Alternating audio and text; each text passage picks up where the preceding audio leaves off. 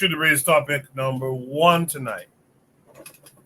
Could the West's refusal to deal with climate change have to do with the fact that black nations will have to deal with the worst impacts first?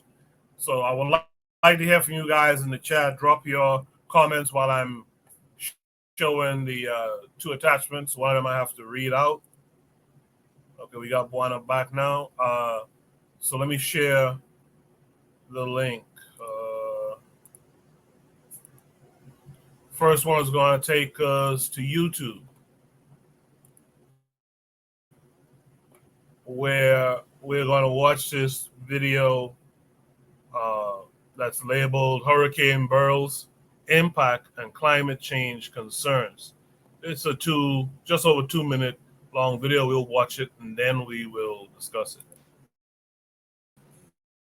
Strong winds lashed Grenada on Monday as Hurricane Beryl made landfall in the Caribbean, churning into the storm surges. The U.S. National Hurricane Center called the Category 4 storm an extremely dangerous and life-threatening situation, as winds from Beryl reached 150 miles per hour, and it dropped up to 10 inches of rain in some areas. Michael Brennan is the Hurricane Center's director. You can see the very well-defined eye in both visible and infrared satellite imagery.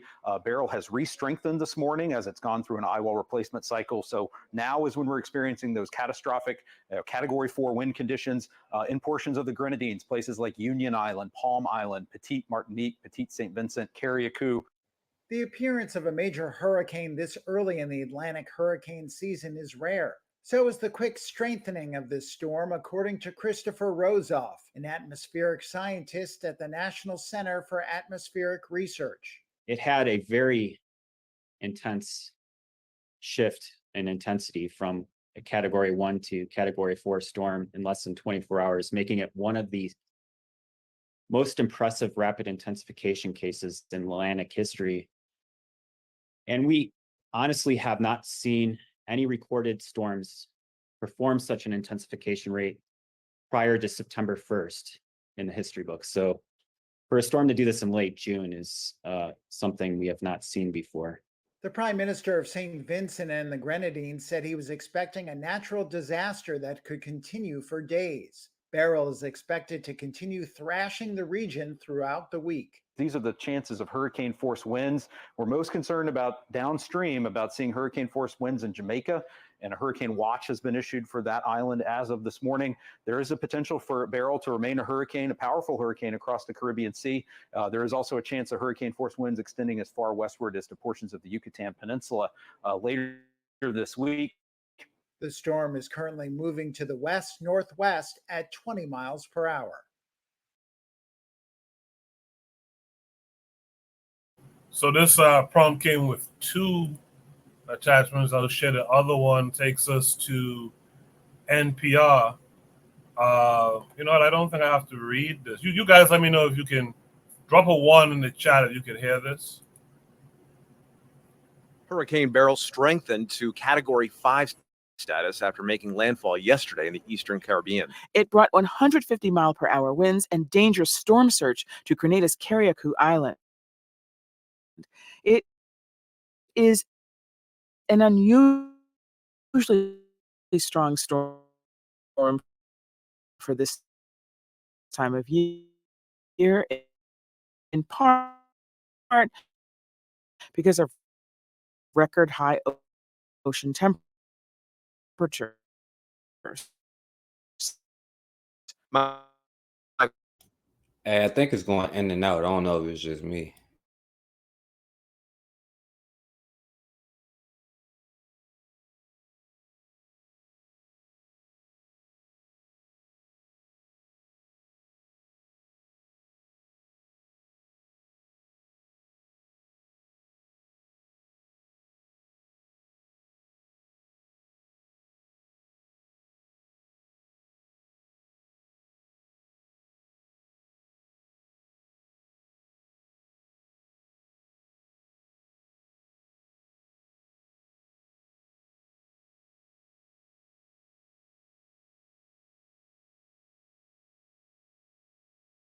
on the ground.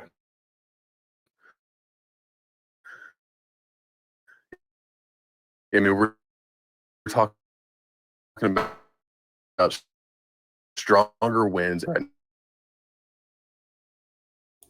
Hey, yo, I couldn't hear any of that last part.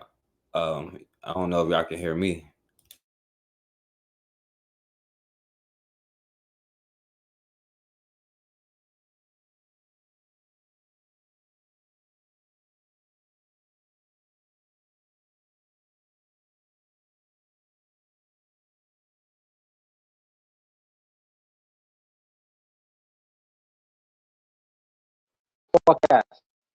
Yeah, I can hear you.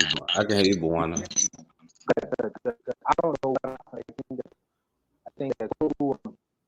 Your mic's still doing the same thing too, though, Buwana. Yeah,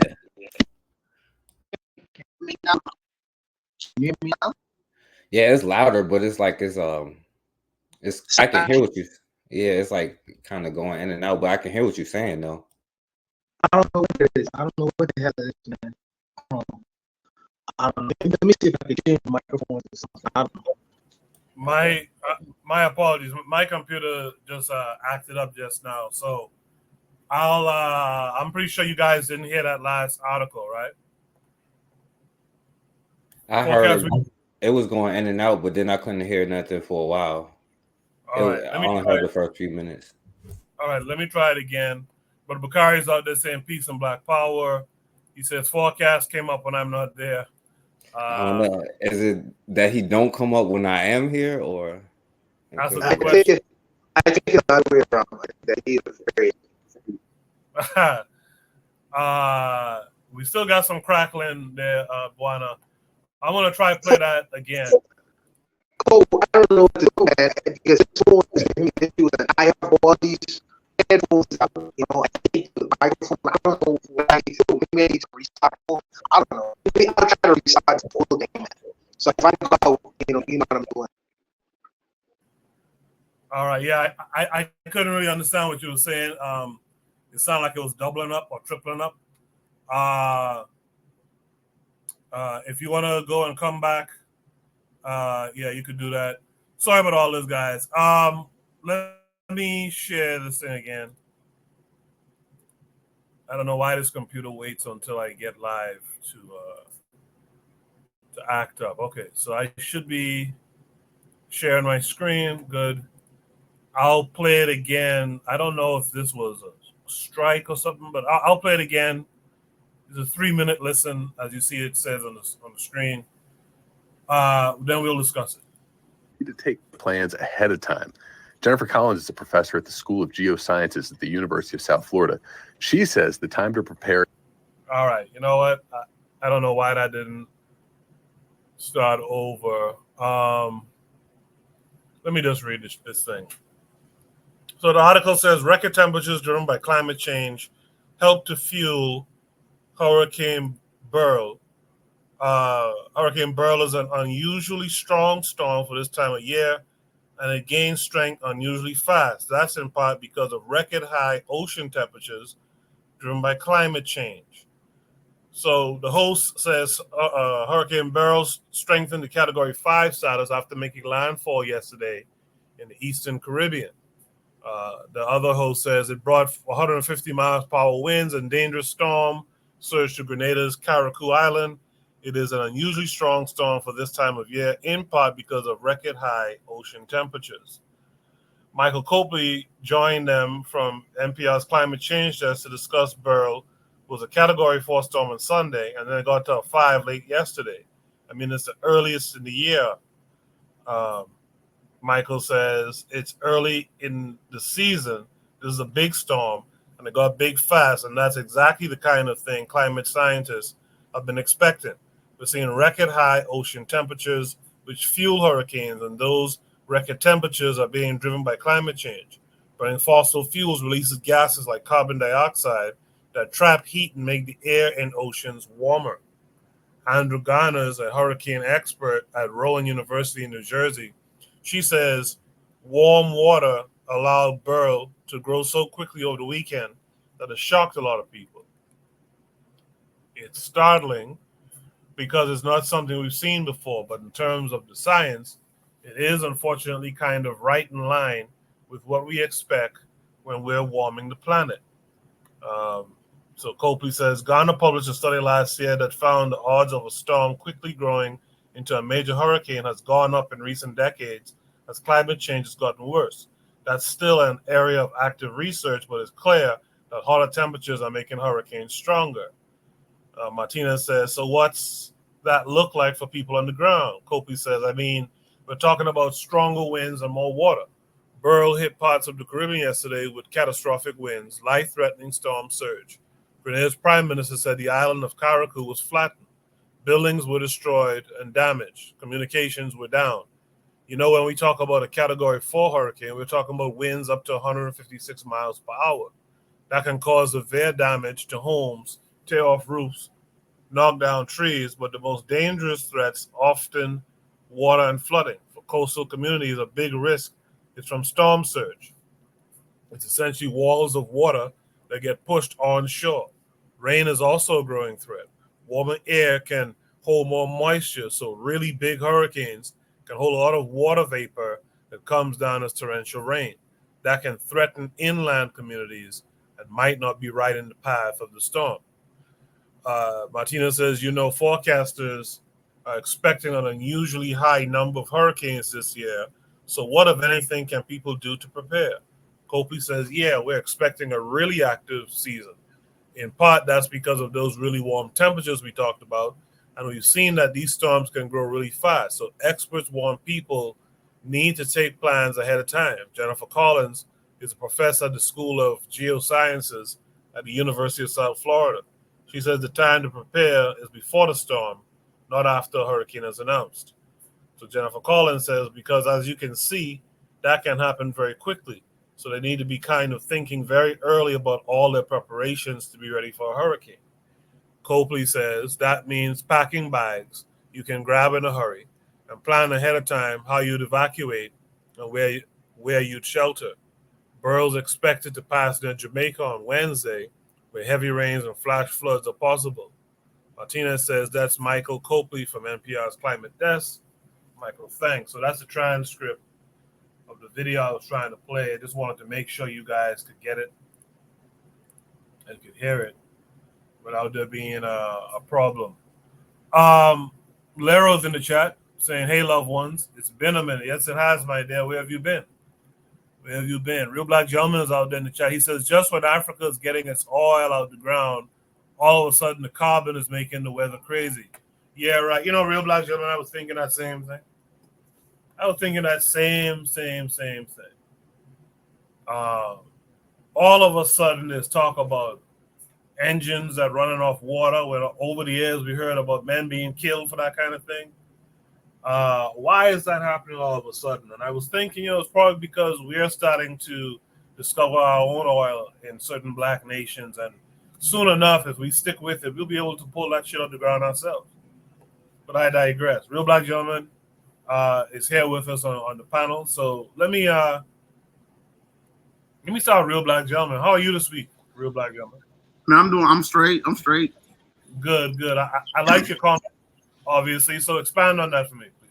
All right, look, I mean, I've said this a lot of times. It's just like climate change is just a ruse. It's like, the weather is making vulnerable people, you know what I'm saying, because of the climate. You know what I'm saying? It's just a cycle of nonsense. It's a tautology. Well, I don't want to describe it, but it's you can't sit here and say that the weather there's a lot to it. So let me try to break it down point by point.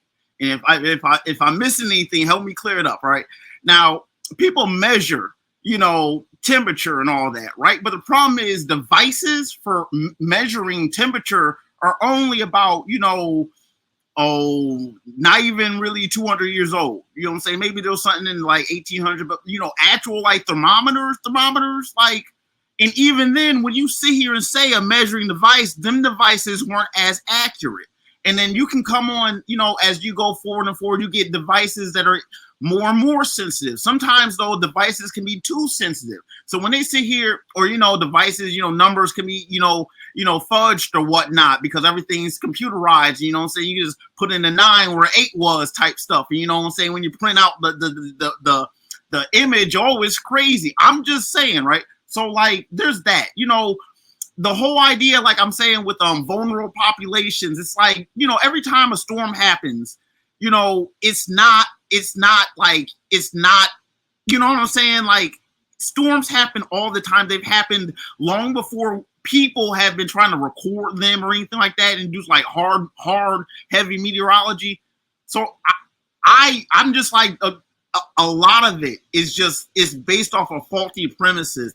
I don't have time when Africa has resources. If we could actually just like, shake off them white folks and, get the house, you know what I'm saying, Negro that might want to sell it out to the multinationals, just give us some time and we can do what we need to do with our resources. That's part of it. What you're not going to do is saying that, well, fossil fuels, a whole part of this, cycle of nonsense. What do you mean? Like we're just now finding oil. We can sell the oil. We can sell gasoline if we need to. Like, but all of a sudden it's just bad. It's a what's the word I want to say? Cognitive dissonance, man. There's just the whole idea. A lot of this is coming from NPR. That's one thing I don't like. Black people have storm gods. You know what I'm saying? Black people have storm gods. And so, like, all of a sudden it's because of, what are they saying? Are these people trying to infer in a way that because we are doing something, we are angering the storm? You know what I'm saying? There's a lot of convolution in the whole climate change, just the narrative of everything. Greenhouse gases, all of a sudden everything has greenhouse properties, but it's like, in the daytime, yeah, things get warm, but at night, I'll say it like this: on a clear day, it can get fairly hot, but if that next night, that consecutive night, the night after that hot day, if there's no clouds, it's going to cool down very fast. Clouds do moderate temperature in a way, more so than even carbon. You know what I'm saying? If you have a cloudy day, you know what I'm saying, it's going to be a little cooler because it's blocking out the sun, right? But the night won't be as cold. It won't be as cold. I'm just, a lot of the whole idea that heat is being trapped is not really a greenhouse. It's a glass, comparing glass to like molecules in the atmosphere. It's just not it. It's a crude way of trying to like, get people this idea that we're just in a greenhouse. And the whole idea, the calling it greenhouse has more subliminalness because we're supposed to go green. You know what I'm saying? It's a lot of just silliness to it. I give it no credence. I know it's fake. I know any people's out there kind of giving it credence, especially like when they companies and stuff, they just trying to like give from one hand. And it's like, if we can't use fossil fuels, how am I going to cook? You're going to have batteries, or, everything will be electric. And then, like, we have power grids and stuff. It's like, it's just not a practical thing. For Black people to be even thinking about, like, trying to go green or anything like that. Now, I'm going to say that in terms of, like, the fuel, although you do have trash, you don't want trash everywhere. You know what I'm saying? The plastics can be an issue, and plastics are generally made from oil, although there are some plastics.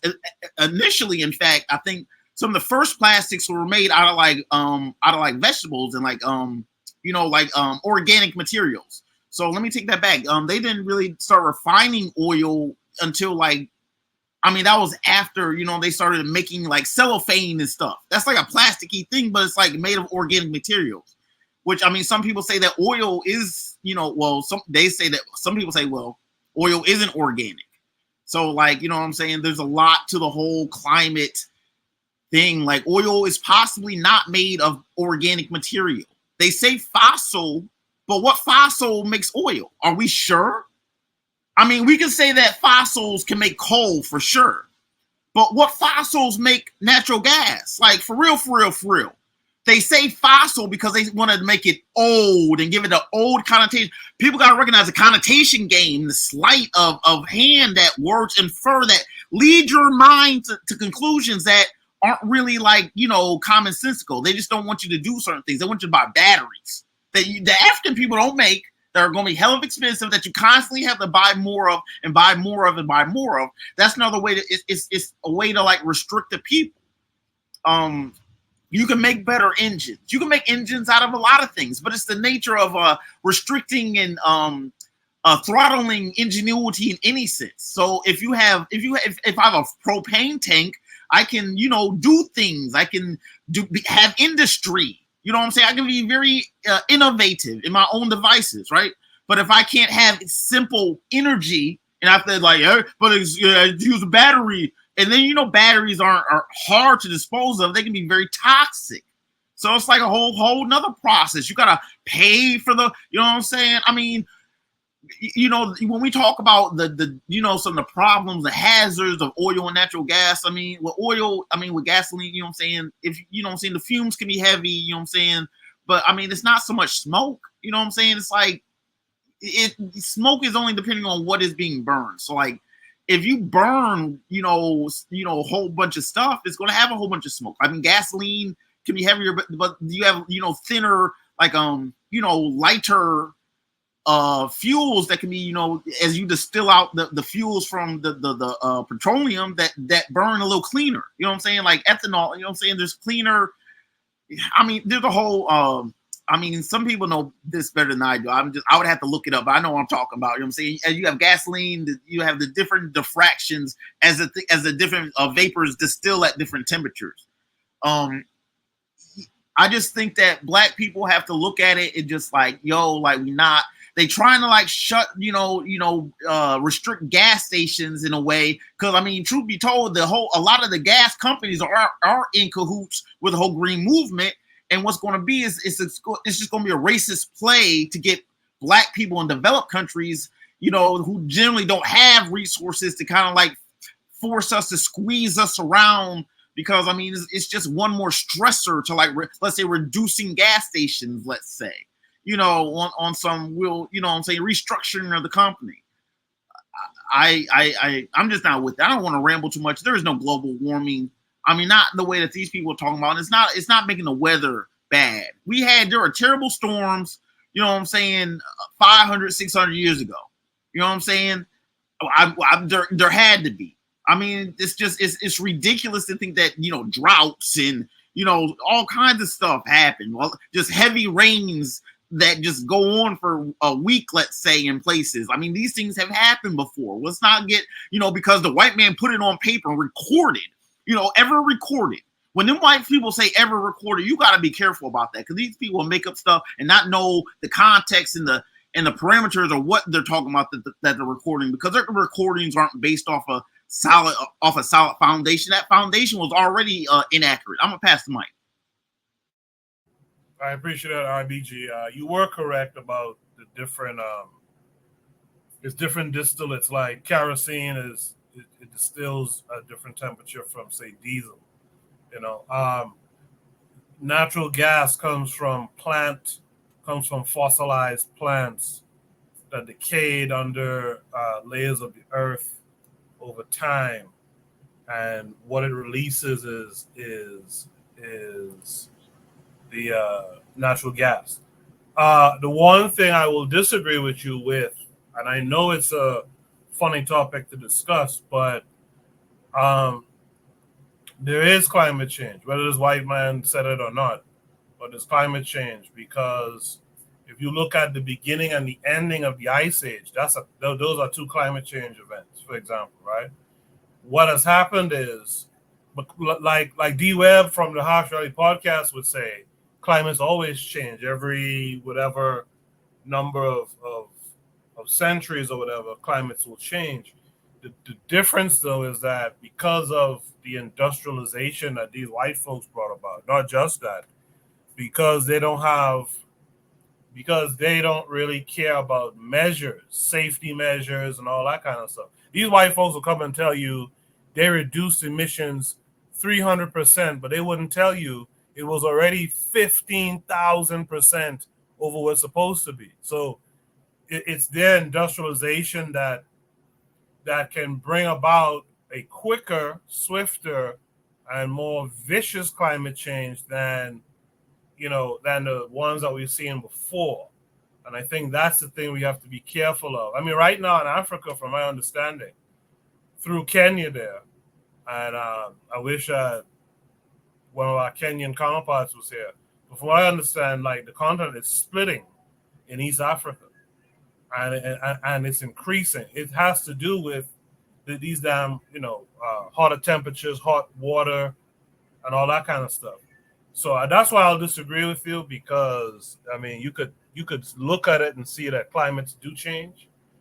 It usually takes a long time, but we're kind of bringing it faster, and we're making. Oh, okay. Can I make a brief rebuttal? Now I'll be done. Yes. I just think that, in light of the fact that these white people done built up all their stuff with all this heavy industry, with all this heavy energy, and now because they done figured out all the simple fruit, and now that black people are actually looking with their own devices, with their own sense, finding oil and natural gas, we should just like interrupt all that and not think about how we can actually like have material. You do want to have material, upkeep. You do want that. I just think that when we say that, I really think that we're really. I mean, I don't care if the climate changes or not, and I don't care that that can't stop.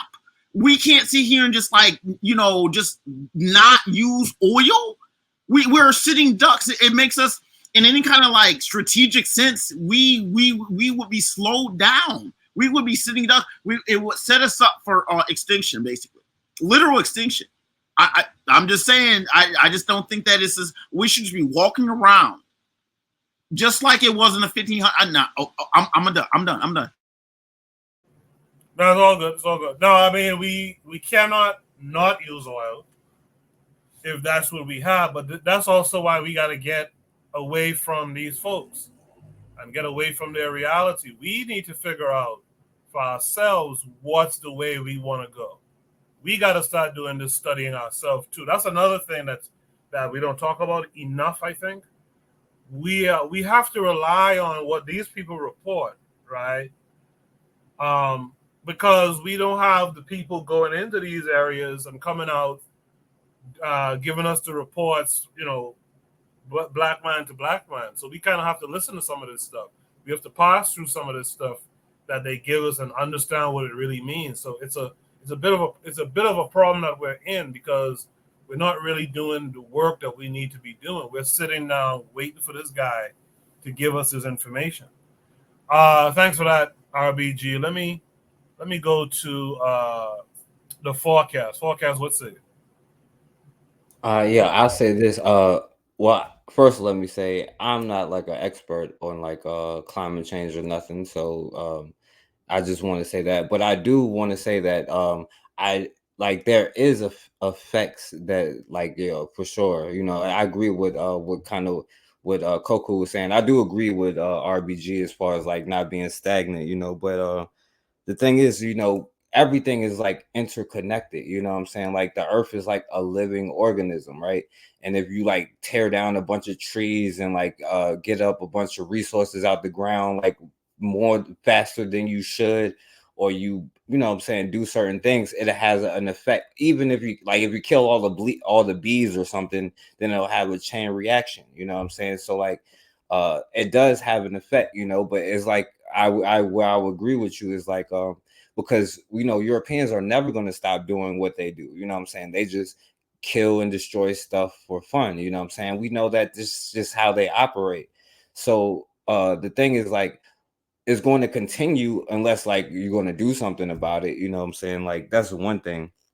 But like it's being able to fix it like, and also having like think tanks, like is it possible to be able to use it somehow for your benefit or something? You know what I'm saying? Like hurricanes be because that's a problem when because I ain't really think about it like that, because you could get stronger storms in a certain thing, you know what I'm saying? And like, can you use that energy or something, or finding some kind of way to like make it work for you. But like the one thing that Europeans don't understand is like how everything is interconnected. Like if you do one thing, it affects something else. You know what I'm saying? Like these fools is set off nuclear bombs in the atmosphere. You know what I'm saying? They just send it into space just to see what would happen in space, you know. And they was like, oh well, wow, it's nuclear fallout after that. You know what I'm saying? So like, of course these things have an effect. So like, are we going to, like, first of all, like if you're going to stop them from taking and destroying the land and the trees and all type of stuff, because that's really what's going on. And then they building all of these kind of things where people is cluttered, and then you in these cities with, like, you know, cars and all this type of stuff. And then hell, the food that we eat, all of this stuff is the same, you know what I'm saying? So like, you know, like that's one thing is like we can't sleep on how like the earth itself is a living organism, and if you make it sick, it'll do something to make itself heal, even if that's getting rid of the sickness, you know what I'm saying? But yeah, I mean, like as far as like the hurricane part, I mean, I don't know, like it's finding a way to use the wind energy. I'm like I said, I ain't no scientist. I don't know. It's probably more genius people out there than me that can figure it out, because we know that this is going to be a reality. You know what I'm saying? We know that there is hurricanes and earthquakes that affects black countries, and then they use those events to us to make money itself, you know what I'm saying, off of our destruction. So they making money hand over fist at the hands of, so like it comes up to us to being prepared, because now we know the playbook. We know that they're going to destroy everything, and we know that we aren't going to get help. So it comes down to like, are we going to find a way to help or do whatever? But you know, but yeah, man, like, you know, if you have no respect for the earth is going to do what it does. You know what I'm saying? But so I'll pass the mic. Absolutely, forecast. Absolutely. I appreciate that. Let's welcome in our boy brother Bakari this week. Bakari, how are you this week? I'm great, man. How about y'all? What's going on? Good, You know what? thanks. Man. Thank you for letting me speak. I'm glad Forecast went ahead and said, everybody come on the panel. There's more people out here more genius than me. Y'all know he was talking about me, right? Thank you, Forecast, for giving me them props. You the one, hey, Bakari, you the one person in here I went now. I include you, my brother. But look, man, I ain't gonna be here long because I'm finna go in this spot. But I just wanted to say this. I heard him talking about storms. I know Donald Trump would rather be electrocuted in the storm than being eaten by a shark. So y'all should vote for him for that. I believe in climate change. Yeah, you see the climate change. The people that's talking about climate change creating the change, cutting down all the trees. The more trees they cut down, the less wild animals you see. Like, man, it's hard as hell to say you want to go deer hunting. I've been trying to get into that. It's hard because ain't no damn deers. We don't even know what they did with the deers because they done cut down all the trees. They are changing the climate, global warming. Like this, when you cut down the tree, building all this stuff, this heat, this concrete, man, it don't make no sense. It's Mississippi is Africa. Mrs. Down south in Africa is the same thing nowadays when they come with their heat. But you know what? I just want to come up here, man, and just show a little love. Cause I can't be on here long. I'm gonna step in this place. It's gonna be real loud. I just wanted to come on here and show some love to my people, to everybody on the panel, and to everybody in chat. That was my main reason for coming up here. And y'all remember, Donald Trump don't want to be eaten by a shark in the storm. He'd rather be electrocuted. So y'all think about who you're gonna vote for, because that is what he said. Ain't that what he said? So y'all think about who you're gonna vote for on the basis of that. And on that note, man, peace and one love. I'm gonna have to holler at y'all later, because where I'm stepping at is gonna be real loud. All right, take care, brother Bakari. Thanks for coming through. With that said, let's hear from Buana. Buana, could the West's refusal to deal with climate change have to do with the fact that black nations will have to deal with the worst impacts first? I hope this microphone is clear, and because I'm on the laptop now, so I hope y'all are able to hear me. Okay, so the question is, to me, it's a little bit confusing. So because I don't see how the West could deal with climate. Well, I guess I understand why in that way, but the example is with the hurricanes. I don't see how the West could deal with the fact that hurricanes happen in the Caribbean almost every year. I guess they say what they're trying to say, if I was to interpret the statement, is because what man is doing on the planet right now is causing. You see these large hurricanes happening right now, one after another, but they've been happening. I think that I echo forecasts, a lot of forecast sentiments. Forecast say he is not a professional, but some of the things, just based on observation, the things that what he says is very credible, very credible. You know, we don't mind does not have the ability to harness the weather yet, or even Mother Nature. We are still at the mercy of Mother Nature. You know, despite the fact that technologically we seem to have a lot of things that quote unquote might make our lives better. I think the reality is we are still at the mercy of Mother Nature. You know, one hurricane. You know what hurricanes do, not only in the Caribbean but on the whole eastern seaboard. You know, when snow happens, blizzard happens, we are at the mercy of blizzards. You know, man can't intervene technologically as yet. You know, we are not in the place as yet where we could affect and harness the weather or even manipulate it to such a degree where we could use it for our own means. We don't have the technology yet in doing these kinds of things. So we still at the mercy of that.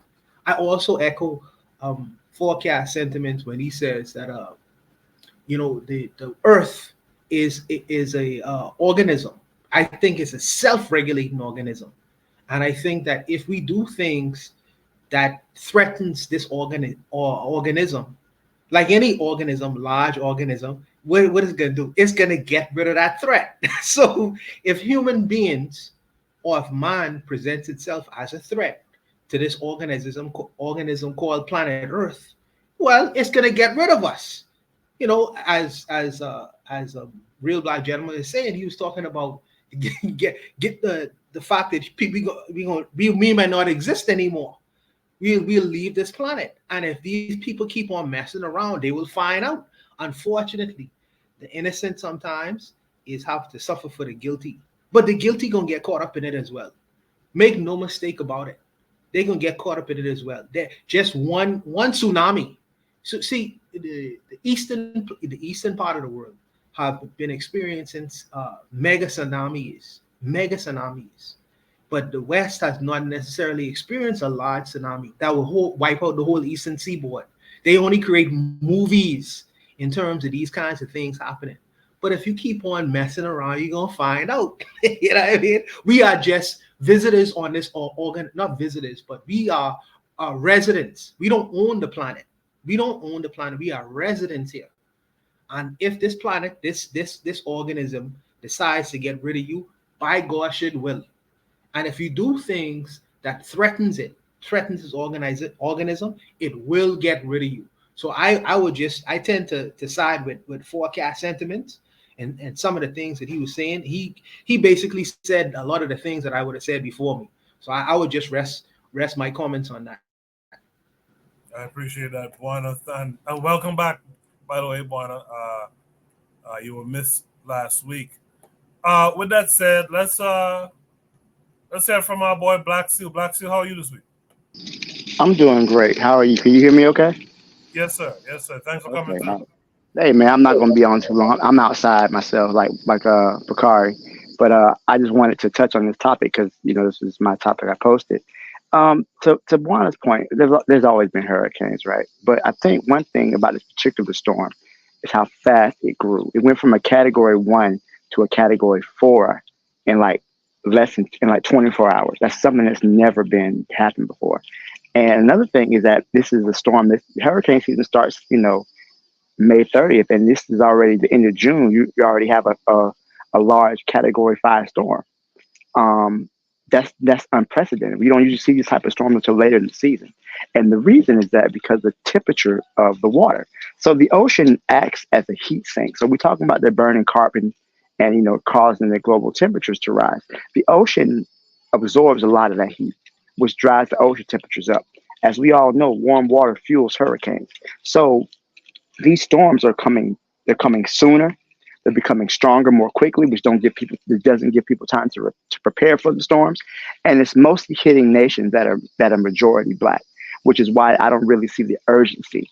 So even though it's going to eventually come and bite us, and those of us who live in the United States, which is the world's largest polluter, which is the one causing most of the shit. They're not really making any changes to it. Not only not making changes, they're actually passing laws to prevent you from making changes to where you can't even hold these companies accountable for the damage they're doing. I believe that African people should progress. However, we shouldn't progress at the risk of the planet. We don't have another planet to live on. I'm sorry. There's not a spare planet you can pull out the back of your trunk and go live on. We don't have that. It's the only planet we got, and we should take care of it. So the technology exists. It's not a matter that we don't have the technology. It exists out there. The problem is that it's not profitable. So now you have to deal with not only white supremacy, but you have to deal with capitalism because the methods to produce the energy, for example, solar energy is very affordable. They were producing so much energy at one point, it was producing an excess of energy. But the problem is that they can't make money from it. So they rather continue to use the fossil fuels, which are destroying the ecosystem, instead of using the technologies that are already available. So that I think is something that we need to point on. So we really do have to understand that as African people, these people have no desire to fix it because they're making money. And it's not even most white people. There's only like a handful of white people who are really making the money, making the billions of dollars. But they're willing to sacrifice, the long-term sustainability of life on Earth just to make sure they have another excellent third and fourth quarter. That's something that we really have to understand. That these damages are being. Look at what's going on. In Sahel. They literally had almost 1,500 people die in Mecca during the Muslim pilgrimage because the temperature was so hot, the human body couldn't cool itself off by perspiration. People are dying in this heat wave, but nobody really paying attention to it because it's not happening in the developed nations of so-called developed nations of the West. But once it starts to head here, then you'll start to see attention. By that point, it'll be too late. So, Bakari, I'm gonna continue to listen in. But yes, sir. Before you go, Mhm. and I appreciate you coming through. But Yes, look at sir. this comment, Trigger Happy right here. Do you have any ideas? How do we industrialize and balance the preservation of the earth as Pan-Africans? Like, how do we make that a part of the program? I guess. Well, I think the industrialization that the African people have to use, has to be done through renewable resources. Like Africa has plenty of sunshine. The solar technology exists. They have plenty of mighty rivers. You have the Niger River. You have hydroelectric power that can be used sustainably. You don't have to rely on just drilling oil. So the resources that exist are already there, and we can use those resources to continue to develop the continent. So yeah, they can because the thing about it is African people we've always lived in harmony with nature. Most of the Earth's megafauna, the large megafauna like the lions, giraffes, there were lions all over the world at one point. There were lions in America, there were lions in Europe, only lions in Africa now. Like one little small part in India. You have leopards and the elephants and great herds of wildebeest. Those were once found all over the world, but right now they're usually only found in Africa because Africans have always lived in harmony with nature. I think we have to really just lean on our own indigenous structures, our own technology, and our own ways of living that we've always relied on. Those ways are best. In fact, they're the oldest ways.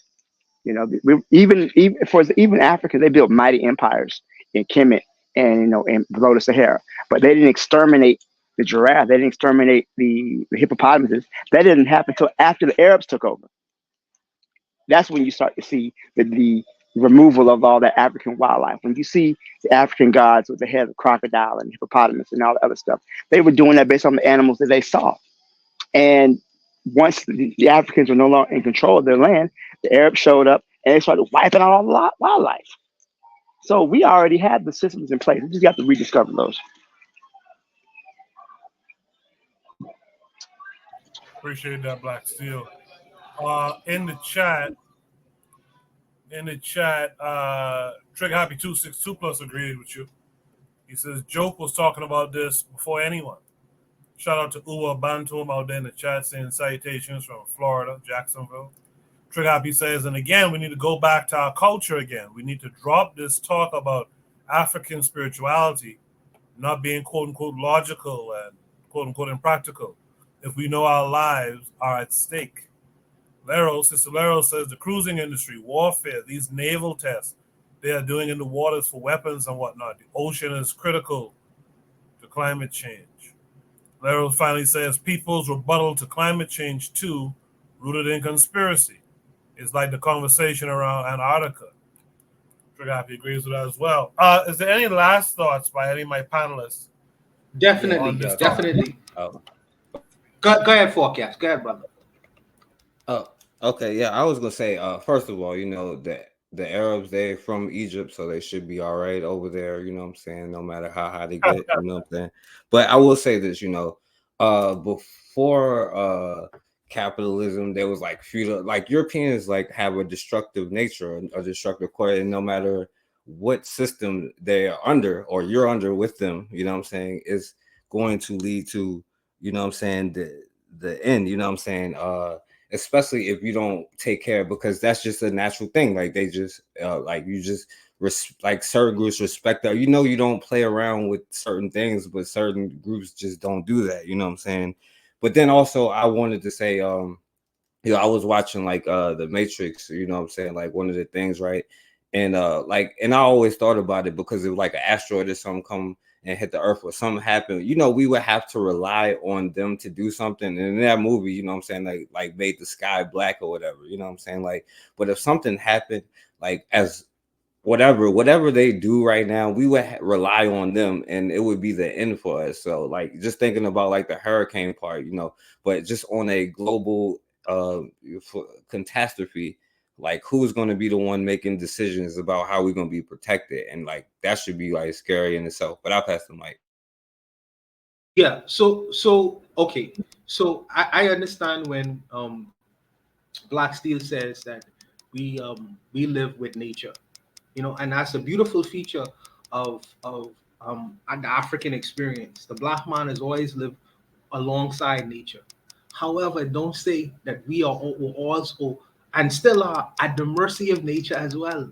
We still at the mercy of nature, because when Black Steel says that there is technology out there for certain things in regards to the environment in which we live in, as far as solar energy, as far as using dams, as far as wind energy and all.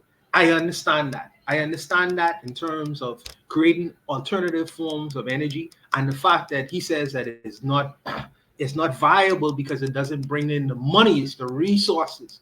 I understand that as well. But what's confusing to me is, what is the technology that stops a 4 category degree hurricane? How can you harness that kind of weather? I don't understand. What is the technology for that? Because I don't think that man has produced that kind of technology as yet. Or for a tsunami, harnessing the power of a tsunami. Or even the thing with the spin around and around in Texas. Well, what is it? Tornado. You know, there are certain things within the environment that, yes, we do have the technology for, that we can harness the power of, but there are certain things that exist within nature that we are still at the mercy of. We are still at the mercy of. And one last thing, because Forecast made a comment. Forecast said that when he was watching a movie, he said that these white guys was intervening and stepping in to protect us from certain things that was in space and things of that nature. One of the things that I recognize and realize after having lived through a category 4, more than one hurricane, and when it completely devastates the environment, how alone we are. How alone we are, how the community has to come together to move trees, to rebuild, to reestablish ourselves. Because people, from my point of view, they make external promises of how they gonna come in and fix shit. But the reality, when that help never comes, then you are on your own. You have to figure out your own problems on your own. For some people, that's the worst scenario, the worst situation. For me, I don't look at it that way. I look at it as the best scenario. Because how you gonna learn about yourself, or how you gonna create a world around you, if but for always having to resort to rely on somebody else? because when the Clintons promised billions of dollars to come to Haiti after the hurricane, that money never arrived. It was the Haitians who had to work out their issues and still having to work out their issues. To me, that's the best position possible, when you don't have to rely on other. Because what if that other never comes? You know what I mean? You could be like the Christians waiting for Jesus to come back to save you from your situation. What if he never come back? So I think that, yes, there is technology that the black man has to rely on and look to, and even specializing, in the different sciences and certain things or whatever. That is an absolute fact.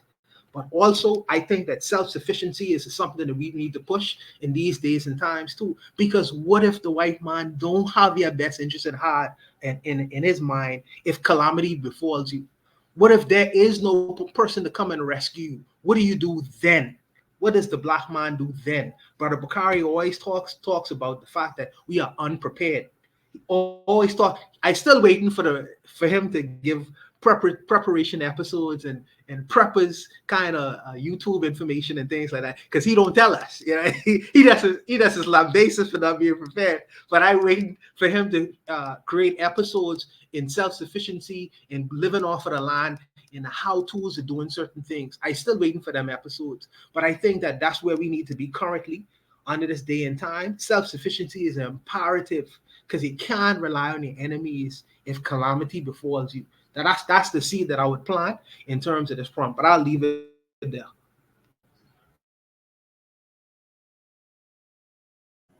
Appreciate that, Buana. If there's no other last thoughts here, I'll go to Shooter Breeze topic number 2. In the chat, Trigger262 Plus says, agreed, our self-sufficiency is so crucial. Lastly, he says, but this is why new governments conducive to the masses is very crucial. Let's go to Shooter Breeze topic number 2 tonight.